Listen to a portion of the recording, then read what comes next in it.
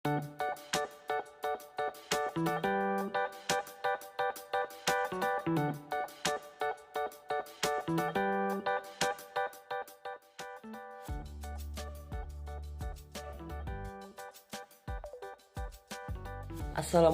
warahmatullahi wabarakatuh. Kembali lagi dengan saya Muhammad Athor Rahman Akil di materi manajemen pendidikan.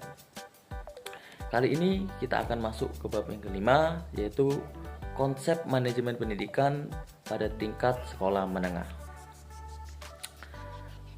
Yang pertama, konsep manajemen mutu sekolah menengah.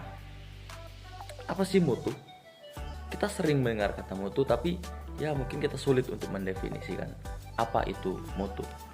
Baiklah, mutu dalam konteks pendidikan menurut Kementerian Pendidikan Nasional sebagaimana yang dikutip oleh Mulisa pada tahun 2002, mutu yaitu mencakup input, proses, dan outputnya pendidikan. Sehingga dapat kita artikan bahwa manajemen mutu sekolah menengah adalah upaya yang dilakukan dalam memperbaiki kualitas suatu lembaga pendidikan tingkat menengah, yaitu SMP, SMA, atau SMK, MA, guna tercapainya tujuan pendidikan. Nah, berikut ada sasaran mutu pendidikan. Ada input, ada proses, ada output. Oke. Di input itu terdapat kepala sekolah, guru, pegawai ahli, fasilitas lengkap, lingkungan kondusif, kurikulum berstandar tinggi, dana, siswa yang terseleksi, dan juga dana pendukung yang cukup. Dalam proses kita ada kelas belajar mengajar, metode dan pengujian efektif, ada organisasi atau manajemen administrasi yang baik, ada hubungan masyarakat atau industri yang erat, kemudian ada kegiatan ekstrakurikuler, aktif dan semarak, kemudian ada pengendalian mutu afektif. Dan di output itu terdapat nilai hasil belajar yang memuaskan, kompetensi yang dicapai di atas standar, kemudian tingkat kelulusan tinggi, kemudian ketercapaian ke dunia kerja itu tinggi, terus kepercayaan masyarakat tinggi. Selanjutnya kita masuk ke subbab karakteristik manajemen sekolah bermutu. Untuk mengelola sekolah, kita harus mempersiapkan hal-hal tertentu agar sekolah berjalan dengan baik dan benar. Dan hal-hal itu antara lain sebagai berikut. Yang pertama, memahami fungsi sekolah serta maksud dan tujuan pendidikan atau cita-cita bangsa. Yang kedua, memahami kebijakan pemerintah dalam bidang pendidikan dan UU Sisdiknas. Yang ketiga, memahami standar pendidikan yang ditetapkan, kemudian memahami prinsip manajemen dan administrasi, selanjutnya memahami kurikulum dan pengembangannya, kemudian memahami tuntutan kebutuhan peserta didik dan tuntutan masyarakat. Dan yang terakhir yaitu memiliki visi dan misi. Karena tanpa visi dan misi, kita akan sulit untuk mencapai apa yang kita inginkan. Maka kita perlu visi misi.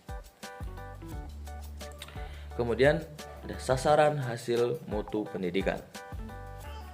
Dalam Undang-Undang Nomor 20 Tahun 2003 tentang Sistem Pendidikan menyatakan bahwa sasaran pendidikan adalah membentuk kecakapan hidup yang terdiri atas berakhlak mulia, cerdas, kreatif, inovatif, cakap berkomunikasi atau bersosialisasi, menguasai ilmu pengetahuan, terampil bekerja, dan bertanggung jawab sebagai warga bangsa.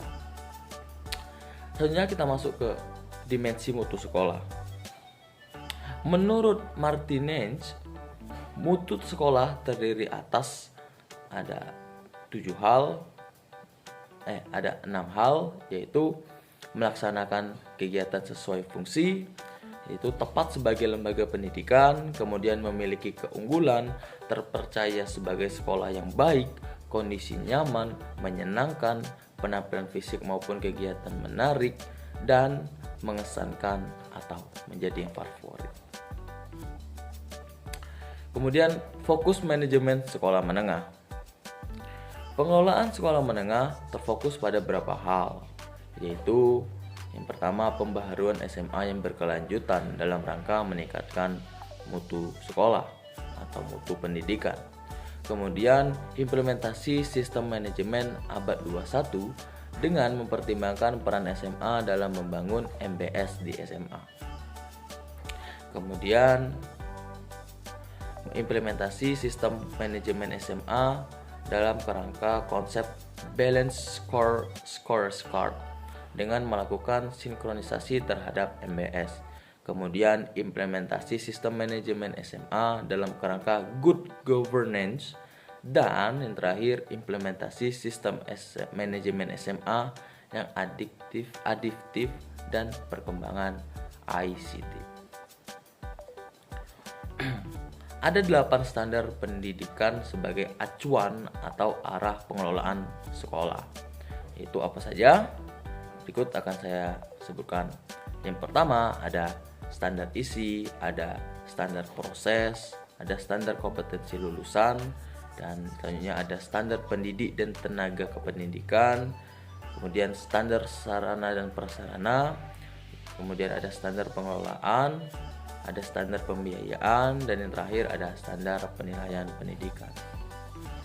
Itulah yang dapat saya jelaskan kepada kalian semua. Saya harapkan kalian bisa memahaminya dan menjadikan ilmu baru di dalam kehidupan kalian. Saya ucapkan terima kasih. Wassalamualaikum warahmatullahi wabarakatuh.